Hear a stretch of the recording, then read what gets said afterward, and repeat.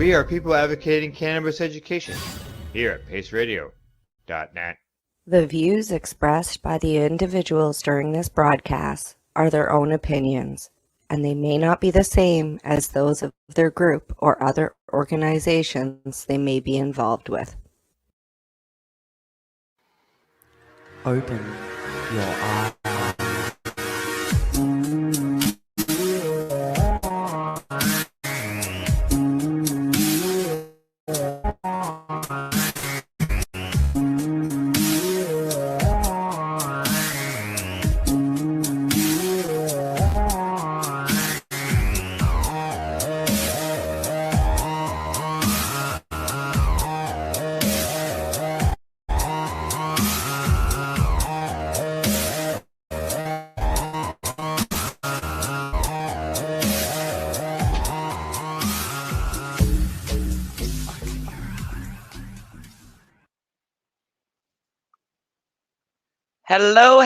Hello, everyone, and welcome to Open Your Eye. Today is Tuesday, April the 13th in 2021, and this is a podcast focused on the use of psychedelic medicines, and a first video podcast of its kind here at paceradio.net. Keep looking away because my notes are in the wrong place over there. And right this time, I would like to introduce to you my lovely joint hosts in the house today with us, Miss Cindy Howell, and of course, the awesome Miss Michelle Sikora. Hello, ladies. Good morning. Good day, Kim. How are you? Doing well. Morning for Michelle. My East Coast and my West Coast partners here. Yes, we're coming at you coast to coast. Miss Cindy is in the East. Miss Michelle in the West, with me right here in the middle, in good old Ontario. And normally at this time we have a chat and we kind of chat about a news item. We're changing things up a little bit today. I don't have a news item ready because I have a really poor computer system that I'm still trying to work out things on. We're going to have a discussion about that instead of a psychedelic news story to let you fill you in on where we're at with making this podcast run more smoothly. And I love the lighter. Isn't that great? I know. I just got it this morning, Cindy. Thank you. I'm so glad it showed up. It was like that's awesome. Perfect timing. That's awesome. Open your eye mug, open your eye lighters. Yep. We got open your eye all over the place. All my stuff is packed, so I don't have any of it out. I have this like to-go cup is what I get to use right now. That's my mug at the moment because I am packing for a huge move. So, but I have got a computer is being built to broadcast this podcast from here on in, and it should be hopefully ready by this weekend. So by our next show, we should be able to run without any glitches on a brand new system. So woohoo for that! Yay! Woohoo for that. Michelle, you've had your hands full out there. Oh my goodness. With your fur babies. Yes. Who just turned 11 weeks old yesterday. And they're about the size of close to 6-month-olds already. Hence the name where they came from, Monster Rot. Monster Rotties is in the house for Michelle. And Cindy, you're busy as well because you're planning for an upcoming move as well. I am. My house should be ready. I'm hoping by the middle of May, and I'm going to have to follow you. Yeah, so I mean, everybody's had their hands full the last couple of weeks. It is getting hectic. Spring is in the air. Everything is happening, and we're rolling with it. But hopefully, our next segment will be a little bit more embedded. And then, of course, the ladies are going to be taking over running the show in June. Yes. And then I guess when Cindy moves, it'll be you and I. Well, hey, when do I'll never move. When I move, I won't have to take time off. Like the move will be done, and internet here won't be cut off until I have internet over there. So, yeah, Yeah. Not Well, as complicated as Kim's, thankfully. Yeah, I'm doing things a little bit ass backwards, but hell, that's been my life from the get-go. But it was nice chatting with everybody. We are going to be bringing in our guest. Our guest just disappeared again, so I guess we're chatting for another second or two until he manages to come back in the room. Our guest tonight that we're bringing you, Steve Mather, is an activist and a cannabis or a patient that has learned about the journey to microdosing to treat PTSD. And we're going to talk about Steve's journey. And he is coming to us from Mexico. So Mexico internet can be problematic, but we're going to do our best with Steve. Of course, during the test run, everything ran smoothly. Now we're live. It's time to bring in Steve, and he vanishes. And we got him back again. Here's Steve. Hello, Steve, and welcome. Hello. Sorry, it's horrible internet down here. Absolutely. We get it. Yeah, I mean, you're in Mexico. Things don't run as smoothly there when it comes to high-tech items. What part of Mexico are you in, Steve? In Puerto Morelos, just south of Cancun right now. Oh, okay. Nice. Right on. Very cool. Very cool. We've been bumping around. We started out on the West Coast and then moved out this way. That's awesome. That's awesome. Well, we're going to dive in with Steve now and ask him a whole bunches of questions. And of course, as always, our comment and our chat room is open to our listenership out there. Please feel free to chime in on the chats and fire away your questions that you may have for Steve as we go along. And Michelle will be moderating the chat, and we will bring her back right after the first break and do a Q&A with Michelle Sikora going through our listeners' questions. We're our lovely guest today. So we'll see you in just a little bit, Michelle. Peace. Peace. Right on. Send your questions in. We do get them on StreamYard through all of the various apps that we are being streamed on. So please make sure that you grant StreamYard permission to see your name. If you're unable to do so, then just write your name in before your comment so that we know who to send the reply off to at that time. At this time, I'm going to turn it over to Cindy. Cindy, you set this up and you've done some research on this gentleman and been having conversations. So why don't you tell us about what you've learned about Steve, and then we're going to throw Steve in there to tell us about his journey. Well, I first encountered Steve when I watched The Psychedelic Frontier. At that point in time, I had been searching for people to help me for probably about 2 years. And when I was watching The Psychedelic Frontier, I got all gutsy and said, you know what? I'm going to friend everybody. So I did. And Steve was one of the gentlemen that was on there. He was making meds for patients with a friend of his. And, he's done a lot of work and a lot of research in the field of helping people with magic mushrooms. And not just magic mushrooms, but through conversations, I have found out that it's natural medicine that Steve is in on. And, and he's got personal reasons for what got him into this field. And what keeps him going and what, kind of fires his work. So welcome, Steve. We're really excited to have you here with us on Open Your Eye today. Oh, we've got Steve. Very much. Thanks for inviting me. It's an absolute honor, and I love what you guys are doing. Thank you. Thanks for that, Steve. It was it worked. You're good. You're live. You're good. You're good. You're froze for 1 second. That's all good. It's all good. We are really glad that you agreed to join us here today, and thank you for the kudos and the nice kind words about the show. We're excited to be launching this show. We think it's important with an important message. You've got quite the story. You've had quite a journey. I outlined a little bit in our preview in our ad. Starting back as a tech, back in the rock and roll days in the early 80s and in the 90s, you definitely had some exposure to many psychedelics. Yes, and it was a time period where we did most of them. if it came by and you were the band, it was, everyone wanted to be Motley Crue, right?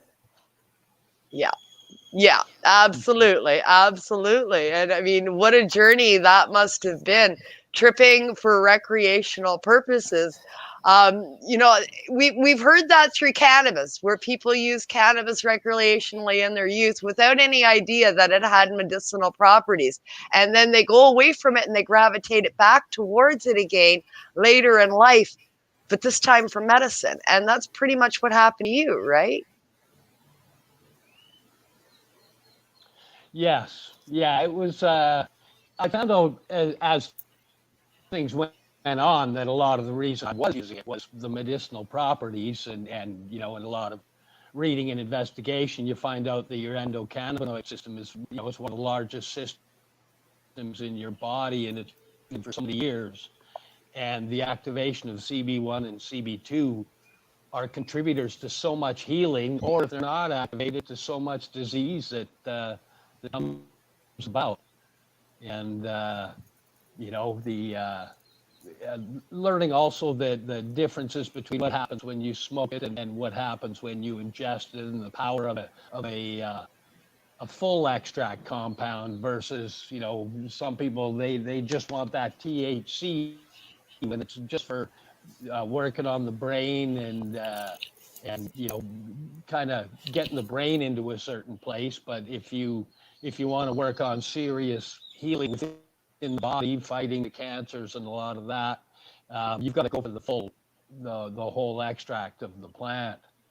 Yeah. And you did some research and found out about process all along. So yeah, you did some research and found out about Rick Simpson oil, and that sort of sent you on a path, right?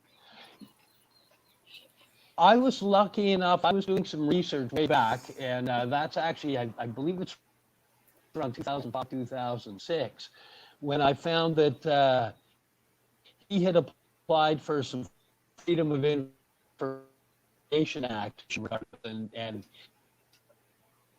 and oh, my thing just glitched. Is it working? Okay. Yeah, you're okay. And then he ended up getting skin cancer, and I was lucky enough to be following it. I lost my mother to cancer years ago, so it's something that I kind of just followed anyway. And watching his healing path introduced me to, being in the music industry. There was a lot of pot around, and I would find people that were growing it, and they would just, they'd keep the buds and throw everything else away. And I just kind of said, hey, can I get that? And I started on the Rick Simpson method, making the oil for people. And, it starts in your 3 degrees of separation to the 6 degrees of separation, and then just keeps growing. Yeah. And that's the same as the microdoses that John and I are making. They started for me to heal, and then he asked about them, and we chatted, and he had some people he was already working with, so we tried them out, and my 6 degrees of separation, and the next thing I knew, I was in a documentary, and now I'm here with you girls. Now you're here with us. Yeah, you're microdosing. I just wanted to touch on the cannabis aspect of this to sort of highlight that it's all encompassing of natural therapy. But you're microdosing. I want to skip back in time to the rock and roll era days when you were partying with everybody, and experimenting recreationally with a lot of the psychedelics that are out there. A friend of yours created something called the Scooby Snack. Tell us about that. The Scooby Snack, yeah. Well, and he just made it for, again, our little group of friends he'd been studying about different herbs and adaptogens, and he put some together that just work for your cognitive enhancement and some calming. And we pretty much did everything he had, and he wasn't planning on doing anything with it. And I was like, hey, I want more. mind if I take that? And because they were know at the time that I had PTSD. Even back then, my PTSD is kind of it's the complex one that's been built over years and multiple things. And but what I did find was when I was doing them, boy, I had a really good day. And So I took over, and the salt mushrooms, I don't know if they work the way they work with your stomach and whatnot. So back then I added in things like white willow bark and some cinnamon and, just a few things to smooth the stomach aspect as well. And I found a couple more to add in for the cognitive enhancement, having no idea that multiple years later, that would come into play in once I had learned about PTSD, and I started to, look into what might help in my pathway. Yeah. I'd learned about, brain things that happen during PTSD where you get the shortages of brain pathways where in a moment when PTSD is being created, doctors right now are saying they think that it's afterwards when we're going through the data that we spike out the neural pathways, and sometimes we damage the pathways. But I'm kind of a believer because of a person that's involved in the world of frequency as an audio technician and having studied about energy in the brain. I actually believe that in that moment, I do a lot of listening and reading of Gabor Mate, and he's got some very profound things. And one of the things in there that I think that they're behind on is in that moment when the brain hits that point where it's an illogical moment happening. It doesn't make sense to the brain, and that's kind of that moment we hit that fight, flight, or freeze, or dissociation if it's gone on long enough. But in that moment, because you have an energy spike, it's that moment where you go because your brain can't wrap around what's going on. And I believe in that moment is when we damage those pathways. And it creates what in the audio industry is a feedback loop. The Right. data gets sent out, it hits that end, and it loops around, and it just I call them brain loops or brain chatter as they built up, and it just created noise in the head. And I found in my research that the psilocybin works directly with the amygdala, which generates all of that energy, and it tends to, I found it tends to compress the. Oh, we got a bad glitch. Yep. We've got a bad glitch on Steve this time. He's frozen and glitched right out. Okay, so what he was saying is, in his opinion, that it's the brain, and it makes sense because the human brain really does act like a computer, right? It does. And I mean, he was saying it and I'm like, oh my gosh, yeah. Like the thought process that went on in my head was just like, wow, that makes a lot of sense. Like, I mean, in even watching the Psychedelic Frontier, the patient that was involved there, they took him back through his, iboga ceremony. They took him back to that moment that they believe that his PTSD clicked in. Yeah. And they had him talk to that person back, like to talk to himself back then. And that's how they helped him. And so what Steve is saying makes absolute sense, with that proof that we can watch, right? Absolutely. Hopefully he's rebooting here. We're going to try and get him back in and continue our conversation with Steve. But again, Steve is in Mexico, so I mean, glitches happen. A little bit in Mexico. glitchy internet, yeah. Yeah, sorry about that. I all can't good. even plug into it, so it's it's all good. Wi-Fi and my cell. Yeah, we'll roll with And the it. We'll cell roll with it. service But we were just saying that it is- makes sense. What your story that you were saying there and your opinions on what's going on. And it makes total sense because the human brain is basically you're wired like a computer.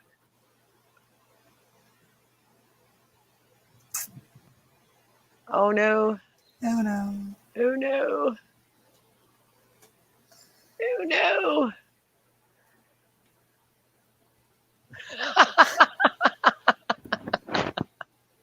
Not my fault this time. Kim's like, it's not my computer.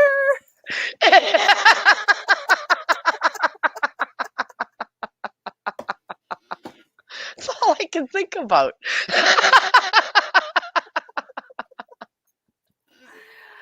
will join us again in a second. Thank you so much for your patience.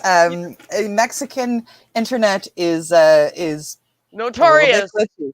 Yeah, notorious. It's not a wonderful thing, that's for sure. We've had other guests on Pace Radio now on the Pace Radio show, and they've come into us from Mexico, and it's like, oh God! Every time we get somebody in Mexico, it's like, oh no.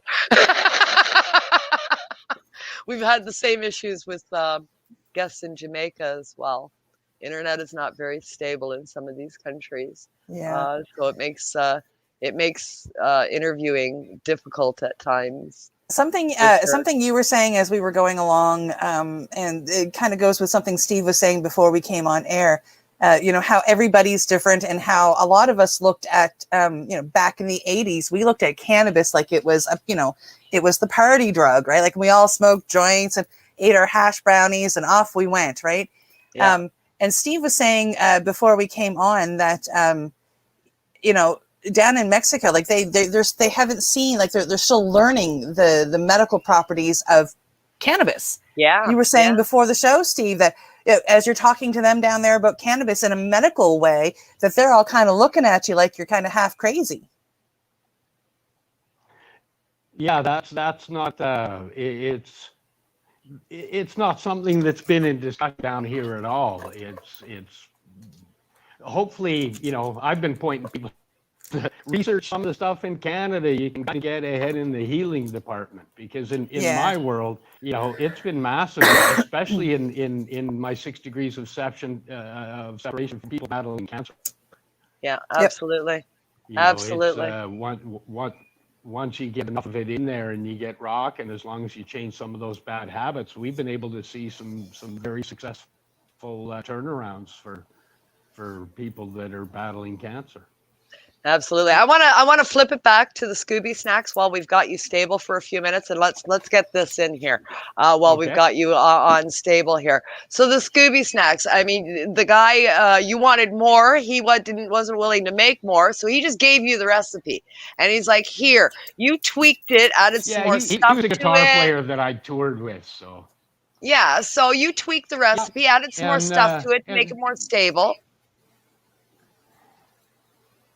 And then it started again in my group of friends, and it kind of grew, and we did them all for the summer, but of course other people wanted them and enjoyed them, and it grew to a point where it got overwhelming for me, so I actually passed on the recipe and walked away myself. Pass it on, pass it on, pass it on. So, I mean, you had a summer of fun. You had a season in the sun with Scooby Snacks, and you had a blast. And then fast forward 20 years, and it's like, hey, PTSD, and I started mushrooms. I'm doing all this research on the PTSD, and then I find out that people are having success with the mushrooms. But if you add different adaptogens and nootropics for the purpose of cognitive enhancement, calming, stomach calming, any of that type of stuff, and the added healing, that, well, for me, I added things that would, because my PTSD tended to make me scattered and unable to really keep my focus on thoughts and whatnot. Yeah. And so I added certain things that enhanced the cognitive enhancement.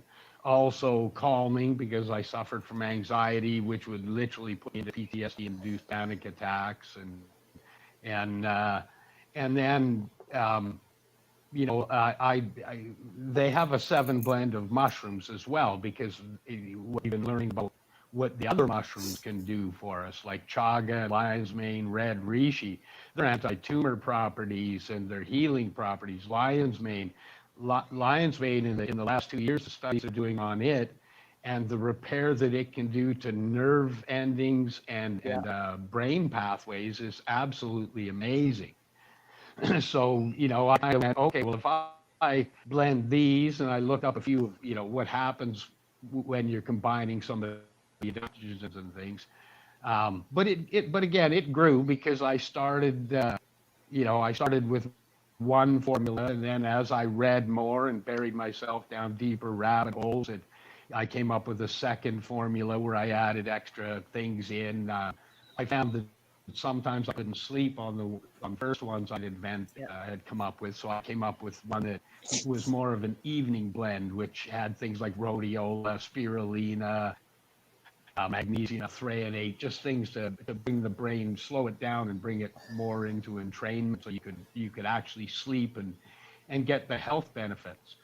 And in most of the research, what I found is that the psilocybin, by keeping it in the microdose avenue, it enables the brain to recognize its neuroplasticity and heal the damaged areas. And in train of thought, by adding in the adaptogens and the nootropics that I've added in, it gets your brain more on point and focused. So you're sending the data through the neurons are firing faster and more on point. And when they find those damaged pathways that had been damaged through the PTSD and whatnot, it hits a dead end. It'll either go, hey, we need to repair this pathway. And if it can't repair it, then it goes, quit using this one and send the information down a different one. Right. And for me, this rings as true, because as I went, that brain noise and brain chatter slowly silenced, so I could find my own thoughts and be calm and more focused, and work my way to healing. And with the psilocybin, compressing the amygdala signal, so that because in my research, what I'm finding is our brain always files data in a logical, linear sense. We don't file things emotionally; we file it logically and linear. Yeah. But PTSD is illogical happenings that have spiked the brain and left, loops or data happening. And what I found is, as you compress the brain utilizing psilocybin, you compress that amygdala signal, the PTSD is way too much emotional attachment, something so our brain can't file it logically. And thus it remains, plus with the damaged pathway, it remains in the loop, because the brain's always trying to find the place to file it. But if you've got a damaged and not the right thing for the neuroplasticity of the brain to get the information through, then you start suffering these loops, which adjust your pattern of living to accommodate the loops. Yeah.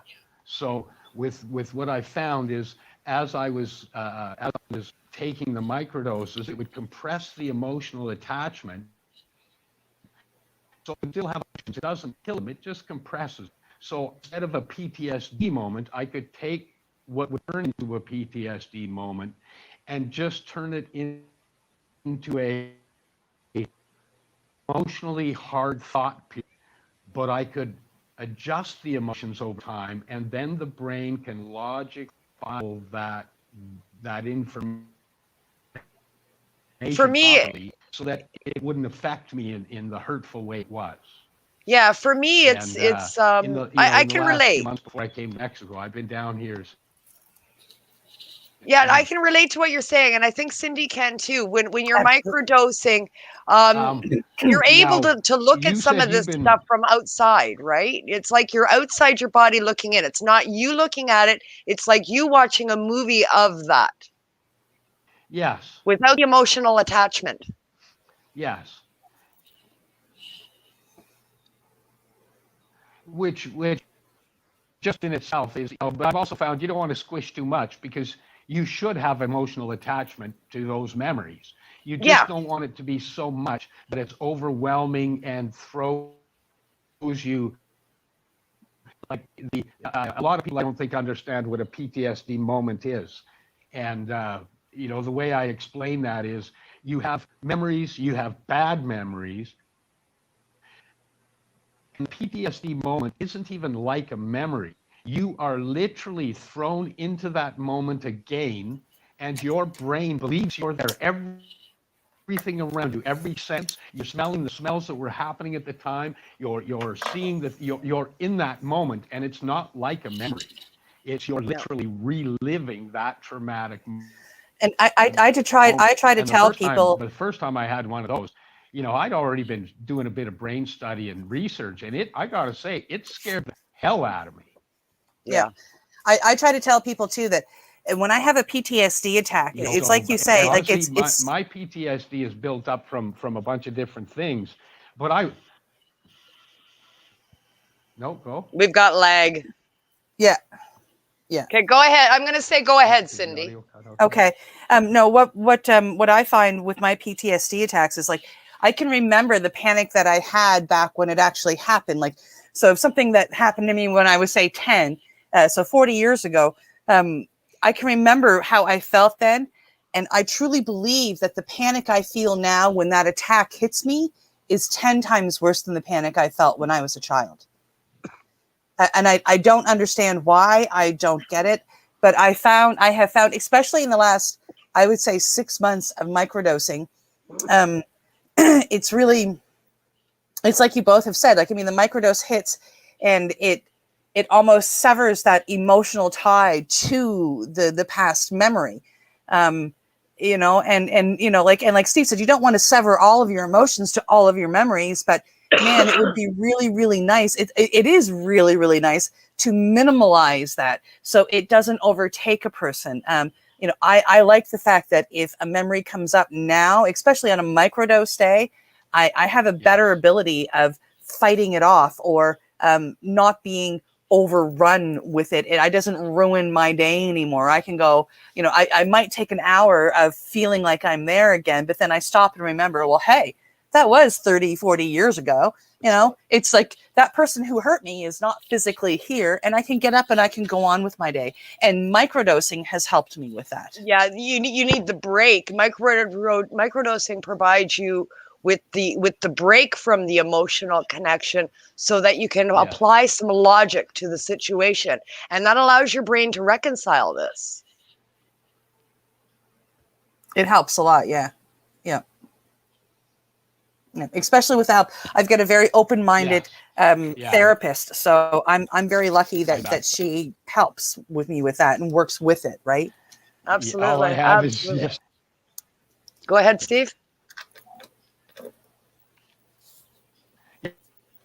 I'm very lucky with that too. I found a doctor that was willing to work with him. As I said, I'm going to come in, I'm going to go through my dark moments. I'm going to go through all the things that have made me look at myself and say, you're crazy. And I want you to explain why it's not crazy. And with a lot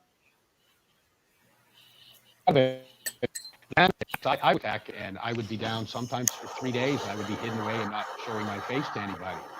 And he explained to me the physiological way that a panic attack works. And once I had all that information, I was able to realize, oh, okay, when the world's all melting away and I'm about to end up face down on the ground, it's actually a physiological experience of chemicals in my brain over flooding and going a little bit on the overamped side. And the microdosing definitely, for me, stopped that aspect of any of it happening. When I started microdosing in my first 3 months, normally I would have 1 to 2 panic attacks a month and at least 1 ESD episode. And I found that 3 months I didn't have any of them. And then at the end of the third month, I did have a panic attack. But I was on the mountains with a buddy of mine, and we were out looking out. He's a cancer survivor,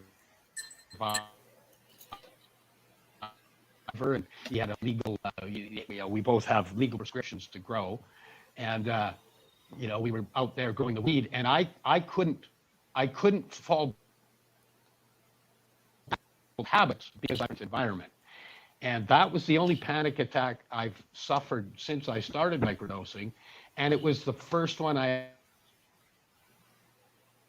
actually had to face without crawling away and sitting in fetal position for hours or days. You're glitching out again pretty bad there, Steve. We're almost at commercial break time anyway, so maybe we'll just go a couple of minutes early to commercial. Okay, there we go. Yeah, there you're moving again. We might, we're going to take a short break and go to our commercial break. We'll let Steve do a reconnection thing and bring him back after the commercial break and hopefully with a stronger signal. But we're going to persevere no matter what happens here on Open Your Eye with our international guests and the services that they have available, because this is important info. We will struggle through it, and we're going to get through it. We've been talking Scooby snacks, cannabis, mushrooms, lion's mane, and more here on Open Your Eye as we head into our commercial break. And then we will be back after the break. Please, folks, get your questions in. We need some questions for Steve. Chime in on the chat in the comments. I've seen Ron McNabb in the house, Krista's in the house, Dee Cochran's in the house, John Charlebras, Robert McVetti is in the house, Leona Mackey's in the house. Whole bunches of you are in the house. Fire off your questions, folks, for Steve. And a couple minutes after the break, we'll be bringing Michelle back in as well. If you don't want to ask them publicly, you can private message Michelle, and she'll ask the question anonymously for you. So don't feel that you have to ask the questions direct. We do have a way for you to ask questions and stay anonymous. Absolutely, absolutely. So fire off Michelle Sikora a personal message with your question, or even your comment, your observations, something that you think is important to share with the group of people or our listenership out there, information that you think should be spread around. Chime in on the chat here on StreamYard, and Michelle will be back after the break with us, joining us to talk with Steve and join our conversation and address all your questions, comments, and concerns here on Open Your Eye. And we'll be back after this few messages from our sponsors here on the Pace Radio Network on paceradio.net. Hopefully this plays.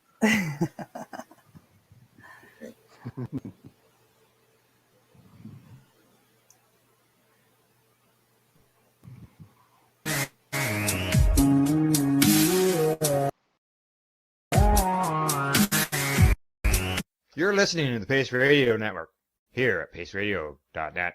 At Legacy 420, we believe in being different. Experience the difference of quality control. Our labs provide tested formulations for all of our products. Experience the difference in trust. Our customers can trust that we are following up-to-date COVID precautions for their safety. Experience the difference in accessibility. We're open 7 days a week. Please visit our website, legacy420.com, or contact us for curbside pickup as well as nationwide mail order shipping. Legacy 420 values overall wellness. Come and experience the difference of Legacy 420. The People's Alliance of Cannabis in Canada is an organization working to improve cannabis legalization in Canada. They have a mission and values that includes all Canadians, no matter where they come from.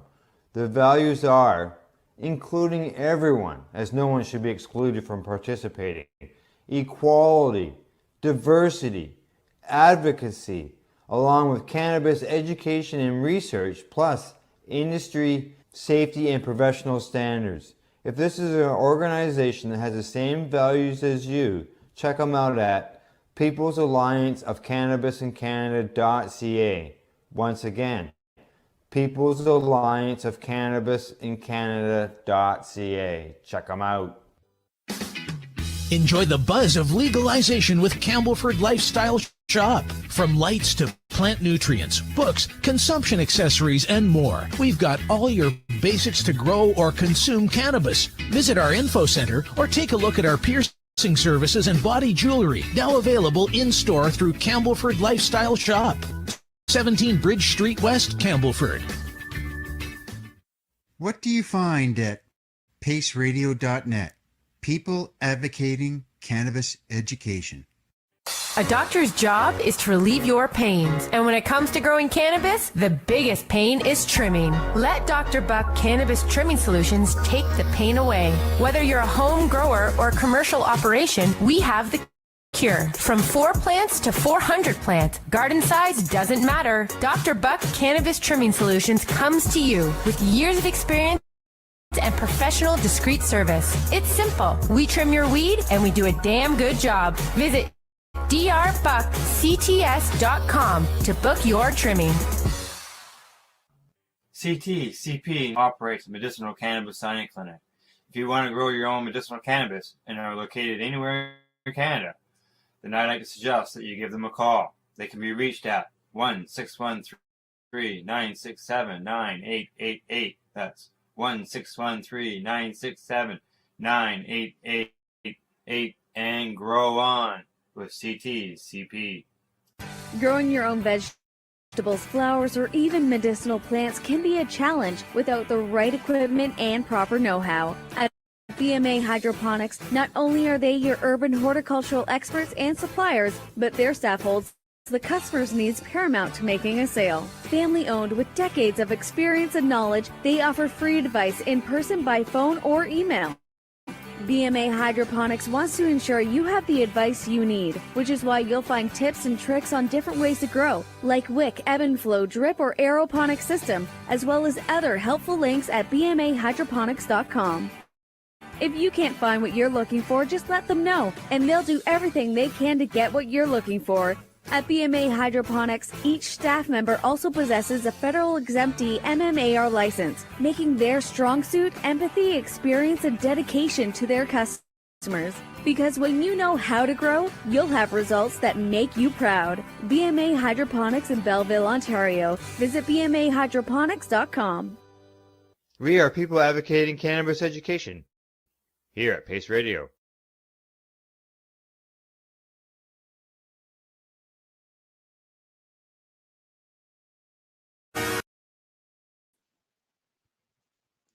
And we're back here at Open Your Eye, and I wasn't paying attention to the stream. We're chatting away on the phone during the commercials. And we are back, and we're going to bring Steve back in. And we were having a conversation as a group on the phone during the commercial break there. Right in the middle of a sentence, it's like, oh shit, we're back. We're back! Here on Open Your Eye, we're winging it. We're winging it. It was quite the lively conversation we were having, and we will bring you all in on that conversation because it is relevant to the show and the conversation that we're having with Steve. Steve, you tweaked your Scooby Snacks, and now, you went out and you helped patients all over the place with the Rick Simpson oil when you found that out. You got diagnosed with your PTSD, and we should address the complex PTSD. Now, many people, when they think PTSD, they think, a single identifiable traumatic event. But this is not always the case. As you mentioned a bit, we talked about this, just sort of an overview. It's much more than that, especially with complex PTSD. It's an accumulation of multiple smaller instances of trauma that happened over a larger period of time. Yes. Yeah, and with that, because sometimes it'll start in childhood, and it'll be, because of that fight, flight, or freeze. And if you, as a child, if you can't fight and you can't flight, and you end up freezing, and it happens over and over, that'll tend to bring in that dissociation thing where you just kind of, you're physically there, but you're drifted off in your head to keep yourself safe. And that's one of the things that I discovered had happened with me. I suffered that dissociation. So yeah. But once I, mine came up with things having to do with childhood, but then also having been on the road with rock bands, I've been in positions where, wrong guy at the wrong time. A bar broke out in one club. A guy smashed a chair over my head. Somebody else laid the boots to me. I didn't see any of it coming. And in grade 9, I'd been jumped by a gang out of the blue as well. So I was talking to I was dealing with some pain, and I was talking to a pain psychologist. and we got in a bit of a discussion on things, and I'd mentioned the first jumping and beating, and she said, "Oh, well, that only happens once in a lifetime, so that'll be a contributor to PTSD, but it doesn't really happen that much." So in my case, it's been twice with a gang and twice mistaken identity, where I've just all of a sudden been grabbed by the throat and somebody punched me in the head, and none of it making sense. So when I told that to her, that's when she said, "Oh, your anxiety and your panic attacks come from your PTSD," which was opening for me, because at the time I was, my back was crippling up and they couldn't explain why. And it ends up, it was a physical result of the buildup of PTSD over the years. And, some things in my family got made pretty public. My girls had been attacked by a dog in Richmond, BC, and almost killed. And that turned into international news, and they were being hailed as heroes. But somebody found out they were also battling addiction, opiate addiction. And the whole story changed, and that opened up a whole nother world of things not so good with the family. But at the same time, it brought everything into a public light, which kind of made it so that I just decided, what's it trying? I can keep things public. If there's not already public, I might as well roll with it. So I did start documenting my journey, and I started, a couple pages on addiction and healing and codependency and whatnot.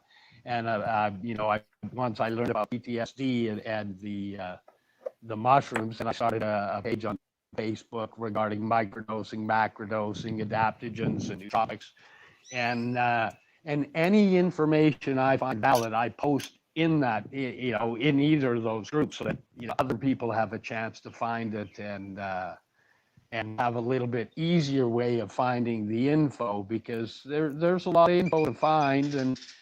And one of the things I post in my microdosing page is published studies that are currently coming out regarding either the adaptogens, the nootropics, or psilocybin, or the other psychedelics being used. Yeah. And, as people that are using it, we know it works, but other people that are kind of looking are, they're not so quick to jump in, and it helps them to have that information so they can feel a little more confident in the choice they're making. I find it awesome that there's now medical professionals that are going to start stepping in and helping people in that realm, because, I spent a few years on a lot of those drugs that they give you. And, as a rock and roll guy, there was a period I really didn't mind doing drugs, but sitting there drooling and not being able to function just wasn't part of where I needed to be, and way too many of them basically had that effect. And when they zombify you. There was a point in my history where I was suicidal, and and you look up the side effects, and some of the ones that are supposed to help you for suicidal thoughts may have a side effect of suicidal thought. Right? Other ones that they're supposed to help you for PTSD may cause triggers of your PTSD. Yeah. So, and then coming back to, the universe blessed me because it introduced me to Scoobies. So, I kind of had that in the back of the brain going, hey, this might be a viable option. And then in the end, it's been the biggest part of my healing path. Yeah.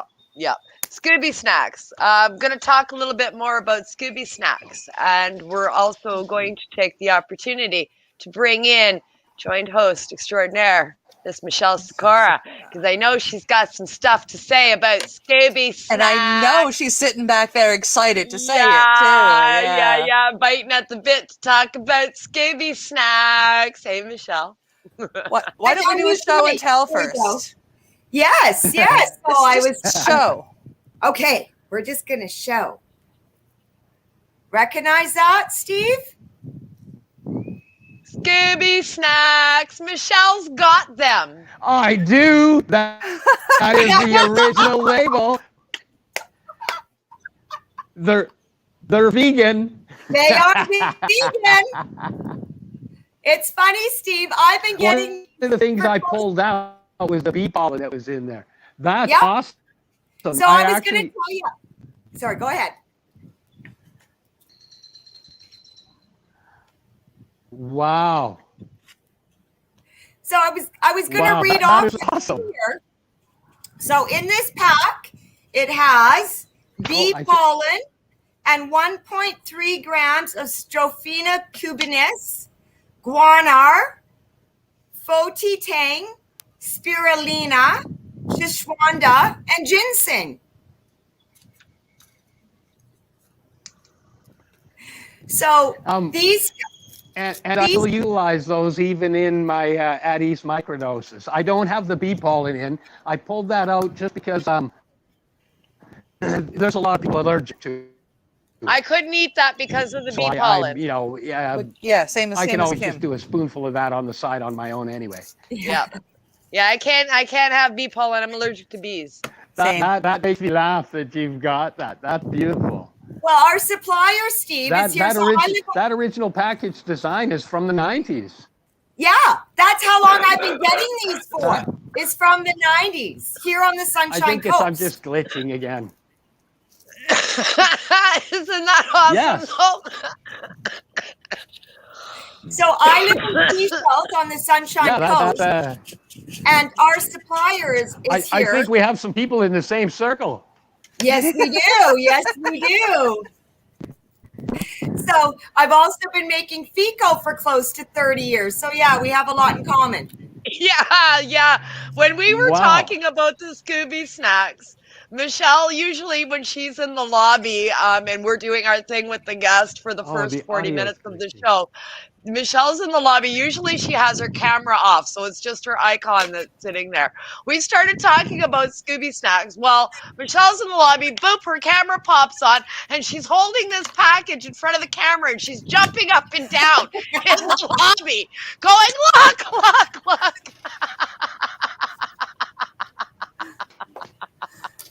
Oh, I think he's out again. Oh, no, there he is. Okay. So that was freaking hilarious. It's interesting, but I'm getting it. Yeah, that's actually incredible that to see that package, because I haven't seen that package in a long time. Yeah, for sure. That's very cool. Very cool. So yeah, you guys definitely have some people running in similar circles for sure. For Q&A, the signal here. Yeah, for Q&A, I want to throw the first one out here. I'm going to, you touched a little bit on lion's mane. A lot of people are talking about the lion's mane, as well as other fungi that are out there that aren't on the banned substances list. So I've been seeing concoctions put together from in like naturopaths and stuff, where they're combining stuff like chaga and lion's mane, all of the non-psychedelic mushrooms and fungi that are out there, and creating something that you can actually get euphoria from. Yeah. So can you speak to that? Yeah. Well, and a lot of them, like the lion's mane, the chaga, the red reishi, the cordyceps. Yeah. In my at ease, I have a 7-blend and the golden teachers added. I include red reishi, lion's mane, chaga, cordyceps, morel, maitake, and shiitake in there. Yeah, I mean, and there's this big talk about the shiitake and the brain. The cordyceps. In the last 2 years, you can look up published studies. I post a lot of them in my thing. Yeah, for sure. For sure. Well, I think it's awesome that, what's his name? Paul Stamets is out there talking a lot about the healing aspects of all the various ones. And, we're making such advancements on things. But I had already done a bunch of research, which is why I included them in mine. And then I include the ginkgo and the Siberian ginseng and the ashwagandha as well in there. Right. Now, down in Mexico, we should probably open up the door to the, you're doing the ayahuasca, right? yes, I came here to do a couple traditional mushroom journeys, and I was looking to do an ayahuasca journey. I've done 3 ceremonies so far, and I have to say, puppy emergency. That was next level. For me, it was exactly what I needed. Puppy emergency. So I found for me that it's been, it was next level. I before I came down here, I did a couple macrodoses, which helped do a brain reset, and a lot of stuff I'd studied, my brain finally grasped. It wasn't just info, I was living it. And the ayahuasca has been next level. I hadn't done it before, but I'd heard a lot about it. And the place that I've discovered here does very traditional. It's in the middle of the jungle in a Maloka. There's you've got no power. You're in the right environment for the medicine to work. And it for me, I have to say it worked. I honestly don't think I'll ever suffer another PTSD episode ever again. It brought a peace and calming to my brain where my brain has been able to make sense of the nonsensical things and allow me to let them go, and in a way of letting them go with love. There's no there's nobody involved with causing my PTSD that I don't have love for at this moment, because most people that put that on you are people suffering themselves, and a lot of them I've discovered are just people that suffered worse than I suffered as well. Yeah. So for me, it's been the forgiving and letting go with love unattaches me. It frees me, and the ayahuasca really let me see that in the past and that in the now, none of it can affect me. So, I rescued that little boy that had the traumas, and I showed him the man he's become and how well he's doing. And in doing that, it's freed me from the trauma. I don't know any other way to say it. I'm still processing, actually. That's amazing. All right, Michelle, take her away. With regards to that, you talked about earlier, what started your PTSD and all the traumatic events that occurred in your life, which eventually, and you were talking about somebody else who was experiencing trauma, but then all of a sudden their back started hurting and things like that. And my husband deals with that, and it's somatic pain disorder. So it's a vicious circle where you have pain that causes depression, or depression that causes pain, or depression will increase your pain. So, when we started microdosing mushrooms, my husband used cannabis to get off of opioids, and it's helped tremendously with his pain, but there was still, when his PTSD would kick in, his pain would get worse. So since we've started microdosing in the last few years, his pain levels have really subsided. And that's because it's really helped with this somatic pain disorder. And a lot of people don't really know about that. So how do you, have you benefited from that in a way? Like, has your pain lessened over the years since you started using psychedelics?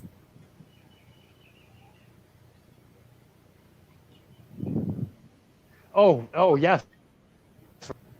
Sure. And it's enabled me to realize that I'd held a lot of that pain, and under certain circumstances, you're just in that mode. Sometimes it's saving people, which is a distraction from your own issue. You're buried in that mode, and you're running so hard, and you're taking on other people's pain, and we'll store that in places of our body where, over time, when it builds up,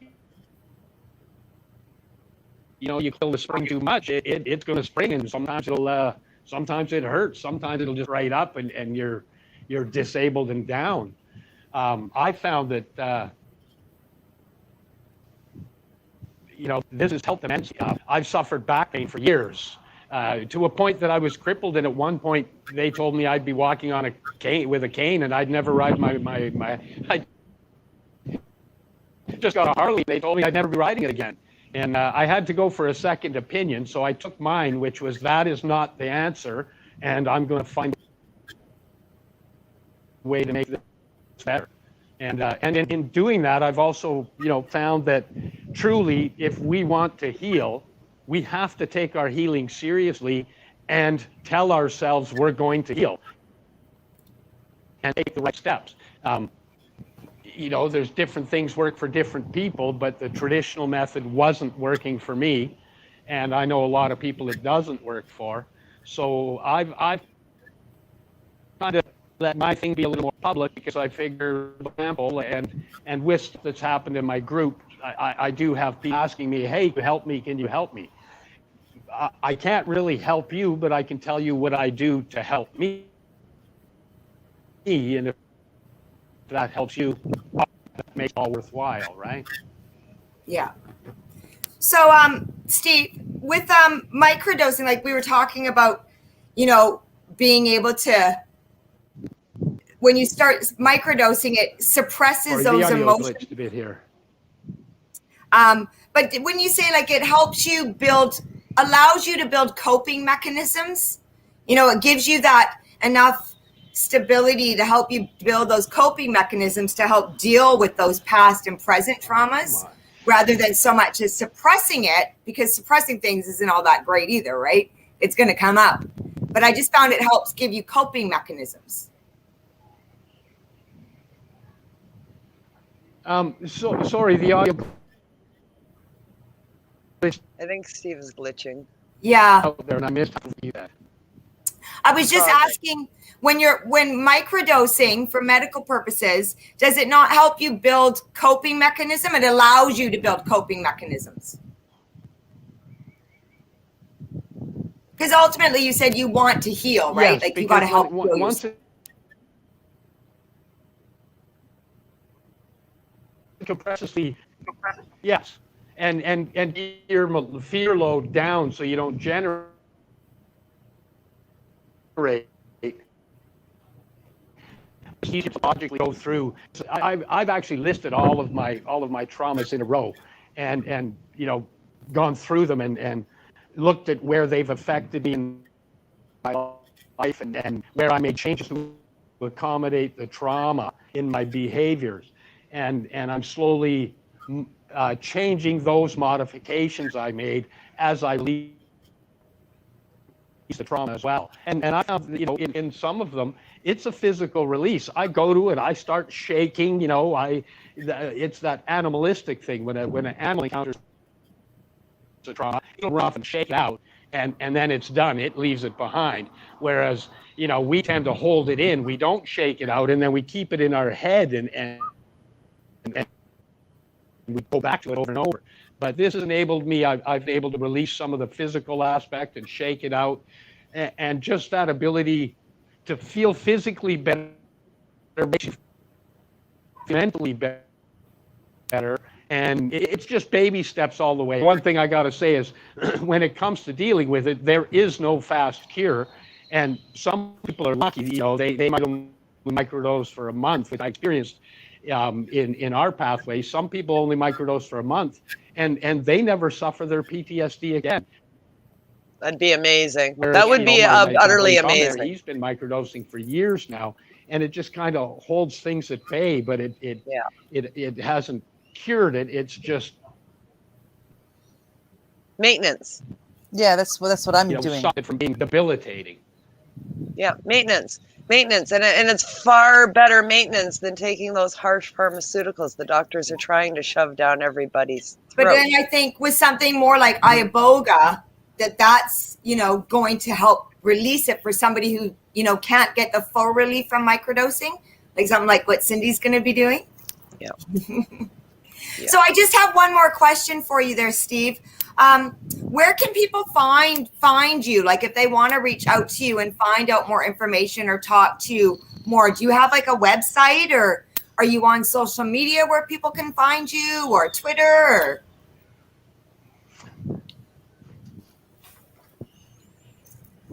I am on social media. I'm on Facebook, and I do have the group there. I'm the moderator in the group, It's microdosing, macrodosing, nootropics, and adaptogens. You can find me there. If it's their PTSD is coming through addiction or being codependent in addiction, a lot of siblings, etc. I have a group on there called Saving Your Loved One, and that has more specific information for healing from those avenues of it as well. And I'm on. There's Steve Mather. A lot of people are finding me, so I'm assuming I'm not too hard to find. And we found you. It was pretty easy. You can email stephenmather@gmail.com, which is my name with at gmail.com. Okay, well, maybe we can post the links for people, because I know it's a little, couldn't really hear too much of that, but we've got glitches happening because of internet connections and stuff downstairs, but we will absolutely put all Steve's links up in the comments at the conclusion of the show, and we will also put them up in the ad spot advertising today's show with Steve. We are going to end a few minutes early today due to the technical. Ron did make a good point, though, and he said, Michelle, it is a vicious circle. I experienced the same thing as well, and I've say that one thing that is not discussed enough is the effect all this one has on one's spouse. Yeah. Education about the topic for all involved goes a long way in regards to healing as well. And that's so it's not just the patient, right? It's everyone around the patient, family, friends, immediate family catch the brunt. Yeah. Yep. Oh yes. Yeah. Yeah, and we can all relate to that, right? I mean, Cindy, you can relate as well and Michelle as helping. That's one of the things that they say. Thank. Go ahead. Yeah. Go ahead, Steve. It's all yours.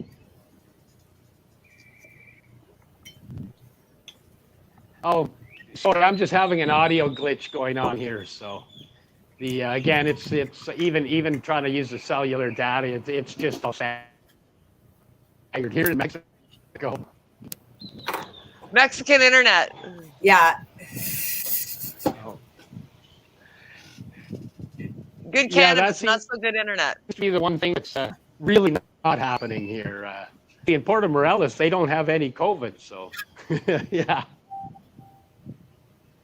That's a good thing. Yeah. That's a good thing. That's a good thing for sure. Yeah, family members take, especially the ones living with the person that is the patient. They need a hero. They need a medal.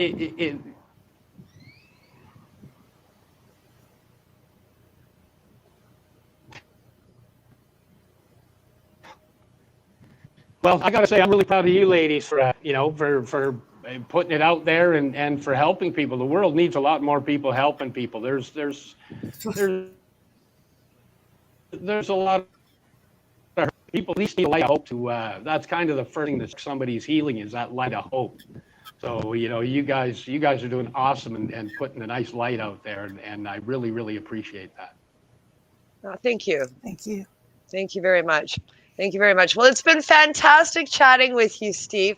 We're going to have you back, but when we get you back on, we're going to send you to some place that has a plug-in landline that you can hook into so that we have a stronger signal. And when we can arrange for that to happen, we're going to have you back for a follow-up show. How's that sound? Or when he gets home to Vancouver, too, that, he'll have strong internet there. Yeah, if you come home to Vancouver at some point, give us a call. We'll squeeze you in. So. Yeah, whenever you're back, we'll squeeze you in, man. I'm going to be sending you a friend request right now. Anyway. Right on. The lag is amazing. It just shows you by the time he gets it and that we're already on to something else and he's just getting our last conversation. Oh, the lag, right? I mean, it's technology. It's what we deal with in 2021. Welcome to 2021. Yes, for sure. Absolutely. Michelle, do you have anything else? No, I think that was pretty much it.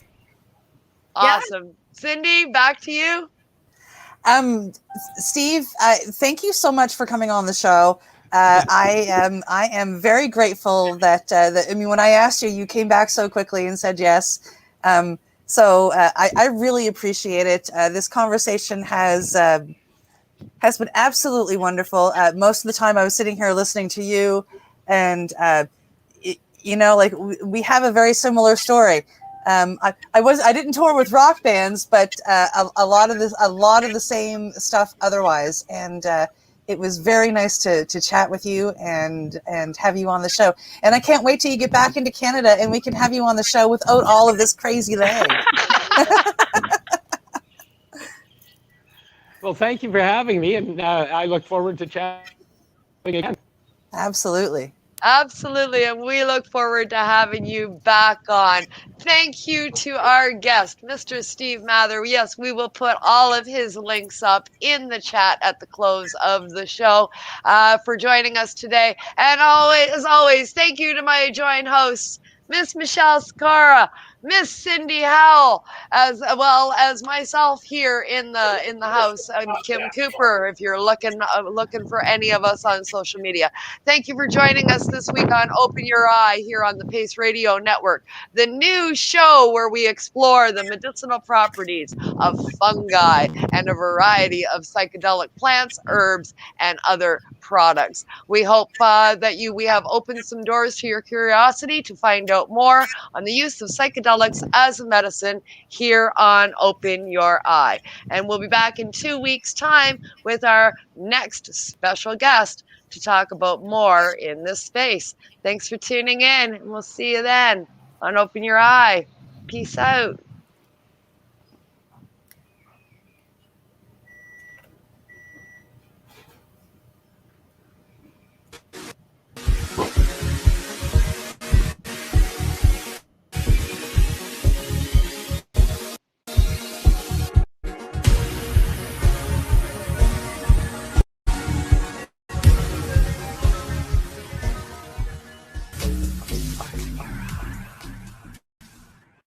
The opinions of the individuals during this broadcast are their own and may not be the opinions of their group or other organizations they may be involved with.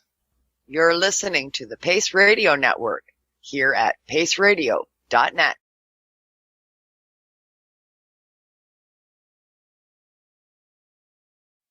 You're listening to the Pace Radio Network here at paceradio.net. At Legacy 420, we believe in being different. Experience the difference of quality control. Our labs provide tested formulations for all of our products. Experience the difference in trust. Our customers can trust that we're following up-to-date COVID precautions for their safety. Experience the difference in accessibility. We're open 7 days a week. Please visit our website, legacy420.com, or contact us for curbside pickup as well as nationwide mail order shipping. Legacy 420 values overall wellness. Come and experience the difference of Legacy 420. Enjoy the buzz of legalization with Campbellford Lifestyle Shop. From lights to plant nutrients, books, consumption accessories, and more, we've got all your basics to grow or consume cannabis. Visit our info center or take a look at our piercing services and body jewelry, now available in-store through Campbellford Lifestyle Shop, 17 Bridge Street West, Campbellford. What do you find at paceradio.net? People advocating cannabis education. The People Advocating Cannabis Education Radio Network provides its listeners with news, information, and a place to be heard. This is done with a twice-weekly broadcast of the Reefer Reporters and by providing cannabis advocates a place to be heard through Cannabis and Coffee to Marijuana and the award-winning Pace Radio Show. Catch it all here at paceradio.net. A doctor's job is to relieve your pains. And when it comes to growing cannabis, the biggest pain is trimming. Let Dr. Buck Cannabis Trimming Solutions take the pain away. Whether you're a home grower or a commercial operation, we have the cure. From 4 plants to 400 plants, garden size doesn't matter. Dr. Buck Cannabis Trimming Solutions comes to you with years of experience and professional discreet service. It's simple. We trim your weed and we do a damn good job. Visit drbuckcts.com to book your trimming. What is the People Advocating Cannabis Education Radio Network? It's a network of people advocating cannabis education. CTCP operates a medicinal cannabis signing clinic. If you want to grow your own medicinal cannabis and are located anywhere in Canada, then I'd like to suggest that you give them a call. They can be reached at 1-613-967-9888. That's 1-613-967-9888. And grow on with CTCP. Who has huge buds? You do. If you shop at BMA Hydroponics, attend one of BMA's educational seminars and learn the secrets of growing, harvesting, processing, and consuming quality cannabis and cannabis products. Learn how to make better extracts, edibles, and medicinal creams at prices you can afford. Visit BMA Hydroponics at 404 Maitland Drive, Belleville, or call 613-967-9888. The only way to